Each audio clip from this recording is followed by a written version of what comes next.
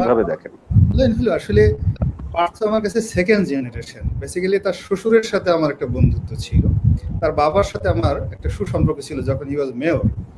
সেই সুবাদে যখন আমি পার্থকে পেলাম, পাওয়ার পরে আমাদের মধ্যে বয়সের পার্থক্য থাকা সত্ত্বেও তার ম্যাচুরিটির কারণে ইন্টেলেকচুয়াল লেভেলে আমাদের সাথে একটা সুসম্পর্ক স্থাপন হয়ে যায়। এবং আপনারা জানেন যে মানুষ যখন কাউকে ভালোবাসে, শ্রদ্ধা করে, তখন তার নেগেটিভ জিনিসগুলো কানে আসে না। আমি পার্থর সাথে আজকে 12 বছর যাবত চলছি।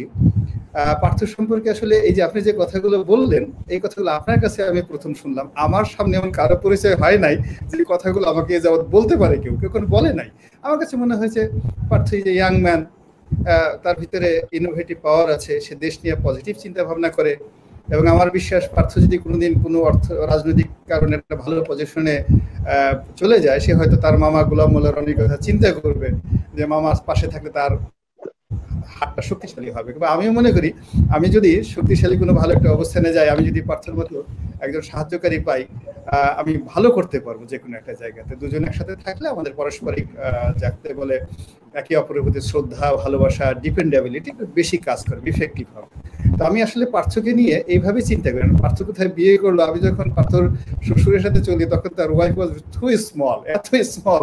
ওর যে শালাটা এই বছর যে এমপি হয়েছে, ও মানে যাকে বলে আমি তাকে বলতে গেলে এত ছোট দেখেছি, এটা বললেও এখন কেউ বিশ্বাস করবে না।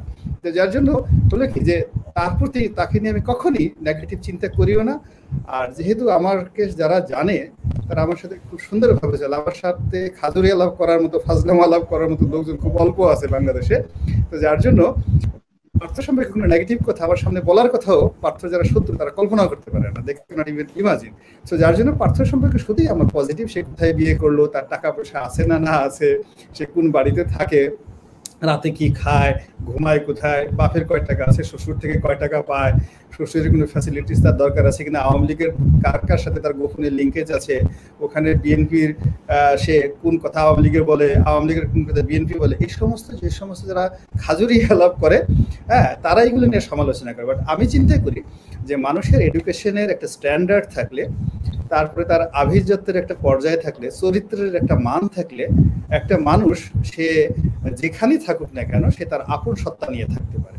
এমন দেখা যাচ্ছে যে একেবারে একটা বিতর্কিত জায়গাতেও একটা এই ধরনের চরিত্রবান লোক থাকতে পারে। আমি পার্থক্য ঠিক ওই রকমই মনে করি। সে কি আসলো, আমরা আপনার কাছে আসছি রনি ভাই। আমরা একটু পার্থ ভাইয়ের কাছে জানতে চাই। পার্থ ভাই, এই যে অভিযোগগুলোর কথা বললাম, এগুলো ব্যক্তিগতভাবে আমার না, আমি এগুলো SMS পেয়েছি এবং বিভিন্ন জায়গা থেকে শুনেই আমি বলছি, কারণ আমি আসলে আপনার সম্পর্কে অত ডিটেইল আমার জানা নেই, আমি শুনেই আপনাকে বলছি। তো রনি ভাই তো আপনার সম্পর্কে এক ধরনের মূল্যায়ন করলো। তো মূল্যায়ন করার সময় আমার কাছে যেটা মনে হলো, উনি স্বজন প্রীতি একটু বেশি করলেন, কারণ উনি তো ঢালাও ভাবে সবার কথাই বলতে পারেন, ওনার সেই